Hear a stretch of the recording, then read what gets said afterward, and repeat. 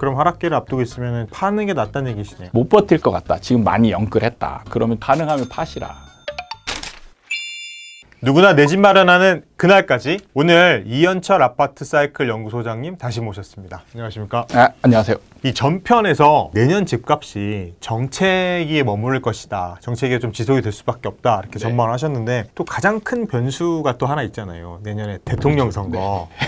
이런 부동산 공약들을 좀 봤을 때, 분석해 봤을 때 또 내년 집값에 어떤 영향을 미치게 될지 좀 전망 부탁드리겠습니다. 대선 국면이 시장에 영향을 많이 미칠 것이다 라고 예상하는 거의 전제가 뭐냐면 시장이 안정화되어 있을 때를 전제하고 있는 거예요. 그래서 이 안정화되고 있으니까 그러면 이때의 대선 후보들이 표를 얻기 위해서, 사실은 모든 정책이나 이런 건 표를 얻기 위해서 하는 거잖아요. 그렇죠. 투자자들을 위한 정책이 나오면 투자자들이 이제 후보들한테 표를 던지고, 그렇게 벌어지는 상황을 기대하기 때문에 정책이 뭔가 나오면 시장에 좋은 영향을 줄 것이다, 이런 기대를 하는 것이죠. 근데 여기에 이제 시장이 안정화되어 있을 것을 전제로 하기 때문에, 그런데 문제는 지금 시장 상황이 안정은 아니죠. 그렇죠. 굉장히 어떻게 보면 과열됐다가 이제 지금 잠깐 주춤하는 상황이거든요. 여기서 조금만 건들면 다시 과열로 갈 수 있는 그런 상황인 거예요. 그렇기 때문에 이런 상황에서는 사실 어떤 가치관을 가진 후보라고 하더라도 뭐 국민의힘이든 민주당이든 어떤 후보든 크게 상관없이 너무 시장을 과열시킬 수 있는 정책은 내놓기가 어렵다라고 저는 생각이 들어요. 그래서 많은 분들이 대선 영향이 클 거다라고 진단하지만 저는 별로 없을 거다. 다음 정부도 마찬가지로 안정을 추구할 수밖에 없을 것이다. 네. 그러면 사실 중요한 건 그런 거일 것 같아요. 이런 지금 변수가 많은 현재 상황에서 무주택자들 어떻게 해야 될 것이냐. 네. 집을 사야 될 것이냐 말 것이냐. 이렇게 많이 올랐는데 아니면 기다릴까요? 아니면 청약을 할까요? 그냥 있는 집 뭐라도 한 걸 싸게 사야 될까요? 고민이 되게 많은 시점인 것 같아요. 네. 근데 저는 여기서 본인 스스로한테 한번 질문을 던져보시길 권하고 싶어요. 어떤 질문? 사실 집을 사는 목적이 있거든요. 그렇죠. 동기. 집을 왜 사냐 한번 물어보시라는 거죠. 그러면 여기에 사실은 크게 보면 두 가지 목적이 있죠. 하나는 이제 거주, 그리고 하나는 투자의 목적입니다. 그럼 어떤 게 큰가? 내가 어떤 걸 가장 크게 우선순위를 두자면, 사실 이거를 둘 다 분리시키기는 사실 좀 어렵거든요. 그런데 명확하게 우선순위가 있어요. 그럼 그 우선순위가 나한테 어떤 게 해당이 되는지 명확하게 한번 질문을 던져보라는 거예요. 근데 사실은 답은 나와 있어요. 저는 다 압니다. 저는 다 아는 게, 이 고민하는 걸 보면 알 수 있어요. 여러분이 지금 살까 말까 막 고민하잖아요. 왜 고민하세요? 왜? 집값이 떨어질까 오를까 모르니까. 그렇죠. 그러니까 이게 우선순위가 거주에 있지 않다는 거예요. 냉정하게 보면. 투자라는 거죠? 그죠. 거주면 사면 되죠. 고민할 필요가 없습니다. 내가 필요한 집을 언제든지 내가 원하는 상황에 사면 되는 거예요. 그럼 끝이에요. 누구한테 물어볼 필요가 없어요. 근데 거주도 필요하지만 이게 올랐으면 좋겠다 이거죠.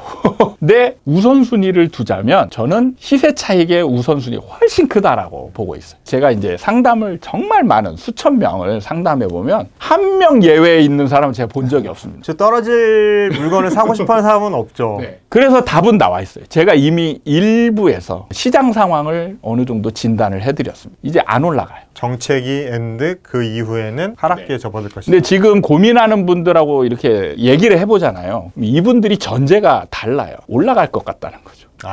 그래서 사할까 말까 고민한다는 그렇죠. 거죠. 올라갈 것 같은데 시장이 진짜 자신한테 자신이 없는 거죠. 그래서 올라갈 거는 같은데 사야 될 거는 같은데 혹시 떨어지면 어떡하지? 이걸 고민하는 거죠. 근데 저 같은 경우는 사실 가장 중요시하는 게 전제예요. 전제. 시장, 그 물건의 특성, 이런 걸 전제로 놓고 그걸 차근차근 분석해 가기 때문에 여러분들도 상승할 것만 생각을 하지 말고 혹시 하락하는 거 아니야? 라는 전제를 한번 깔아놓고, 그럼 내가 이때 하락하는 상황에서 버틸 수 있을까? 이걸 정말 고민해 보셔야 돼요. 정말 안타까운 거는 하락을 경험하지 않은 분들이 너무 많아요. 그래서 하락 상황에서 어려움을 닥칠 거를 예상을 전혀 못하고 계세요. 그게 저는 이제 가장 안타까운 부분이에요. 사실은 말을 굉장히 쉽게 하시거든요. 하락하더라도 언젠가 우상향하니까 내가 버티면 나는 돈을 벌 거야. 이렇게 말씀을 하시거든요. 근데 이 하락 상황을 못 버티는 사람을 저는 거의 다 봤고, 그리고 문제는 정말 효율성을 따진다라면 아니 지금 살 필요 없이 하락하고 난 뒤에 사면 되잖아요. 그리고 손해보지 않는 전세라는 우리는 아주 훌륭한 임차 제도가 있단 말이죠. 손해보지 않는. 근데 지금 사서 만약에 하락으로 가면 손해를 감수해야 되는 거죠. 그럼 어떤 게 유리한가? 올라간다는 전제를 가지면 사야 되는 게 유리한 게 맞습니다. 근데 하락한다라는 전제로 가면 살 필요가 없는 거죠. 지금 집값이 거의 꼭지점에 도달했기 때문에 더 지금 사서는 위험한 상황이다. 이렇게. 그렇죠. 저는 지금 잠깐 아파트별로 신고가 한두 개씩 터질 수 있지만 이거는 사실은 어떻게 보면 허수죠. 허수.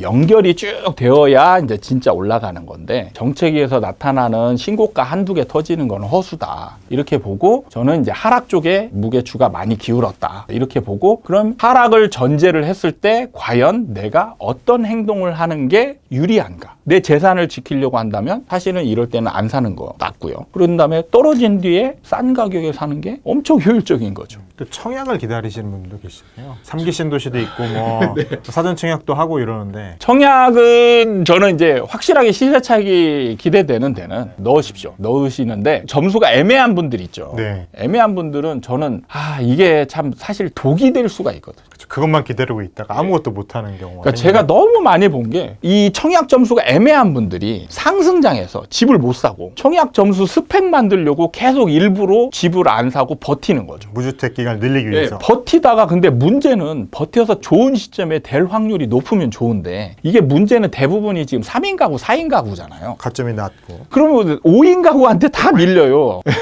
그래서 이게 점수는 높은데 떨어지는 사람이 진짜 많아요. 그러니까 60점대 후반. 이분들이 정말 진짜 과열돼가지고 정말 당첨됐으면 좋겠다 할 때는 떨어지고 이러다가 이제 하락 시점으로 갈 때 덜컥 당첨이 됩니다. 그래서 이제 안타까운 상황을 너무 많이 봤는데 그래서 청약 미리 좀 지금 점수가 안 되는데 준비하시는 분들은 저는 준비하지 마시라고 해요. 기회가 많아요. 정말 많습니다. 많은데 스스로 걷어차는 거죠. 현실을 분명히 보고 굳이 청약에만 목매달고 있지 말자. 이거에 목매달면 사실 사람의 욕심이 60점대, 50점대 후반 가면 저라도 못할 것 같아요.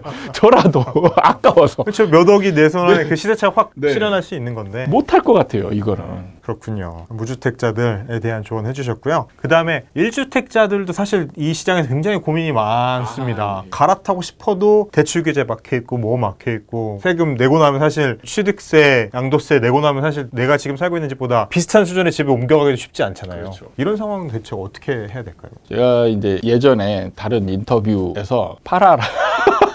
지금은 팔아라. 라고 했다가 욕을 정말 많이 먹었죠. 그런데 저는 가능하면 파시라.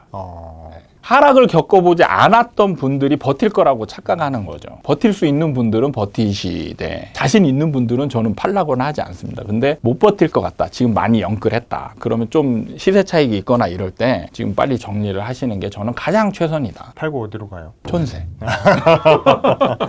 시세 차익을 실현을 하고. 그렇죠. 내가 지금 어떻게 번 돈인데 지켜야죠. 실현하고 또 대출 갚을 거 갚고 그렇죠. 금리 올라갈 게 예상이 되니까 그러면은 그 다음에 전세를 들어가서 좀 여유가 생기잖아요. 여유. 그럼 대출 안 받고 전세 들어갈 수도 있는 거잖아요. 그럼 무리하지 않고 거주를 하락 기간을 충분히 버틸 수 있고 그런 다음에 이제 어느 정도 하락하면 그때 사면 훨씬 싼 가격에 살 수 있는데 여기서 이제 사실 제가 드리는 말씀에 동의하지 못하는 분들이 많은 게 사실은 이 머리인 줄 알고 팔았더니 허리더라. 그래서 지금 파는 게 과연 진짜 머리 꼭대기냐 허리냐 이걸 이제 구별을 못 하시는 분들이 너무 많기 때문에 이분들이 이거 가지고 고민하시는 거죠. 허리라고 판단하니까 자꾸 갈아타기 시도하고 이제 하나 더 살려고 노력하고 버티려고 노력하고 이러는 거죠. 지금 명백히 머리 꼭대기다. 1주택자들 팔으라고 하시네요. 네.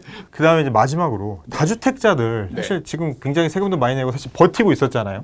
뭐 종부세도 그렇고 많이 나오는데도 버티고 있었는데 그럼 다주택자들 지금 이 상황에서 어떤 선택을 해야 될까요? 사실 다주택자들이 가장 기대하고 있는 게 바로 지금 대선일 거거든요. 대선에서 바로 양도세 중과를 풀어주지 않을까. 근데 지금 후보 정책들을 보면 지금 여러분들이 기대하고 있는 거를 버리시는 게 낫지 않나. 일시적이라고 해도. 일시적으로는 소용이 없다니까요. 매수자들이 사실 매수자가 있어야 일시적으로 내가 빠져나올 수 있는 기회를 가지는데 매수자들이 사실은 이분이 파는 걸 사면 이분이 다시 그 위치로 가는데 이분이 사겠냐고요. 그러니까 일시적으로 풀어주는 것도 크게 효과가 없다라는 거죠. 사실은 이때 이제 운이 따르는 거고 그 운에 이제 내 인생을 다 맡길 거냐 이런 부분인 거죠. 그래서 냉정하게 봐서 앞으로의 정부는 당분간 상승세가 꺾여서 완전히 하락으로 넘어가지 않는 이상은 양도세 중과 폐지는 쉽지 않다. 저는 이렇게 보고 있어요. 그러면은 여기에 기대를 걸고 있는 분들은 잘못하면 이제 이 전망이 완전히 달라지는 거잖아요. 그러면 이제 스텝이 꼬이는 거죠. 그거를 좀 잘 판단하셨으면 좋겠다. 그거 감안해서라도 나는 그냥 꿋꿋이 그냥 나는 모아가는 게 내 인생 목표다. 이런 분들 주택을 모아가는 게 그렇죠.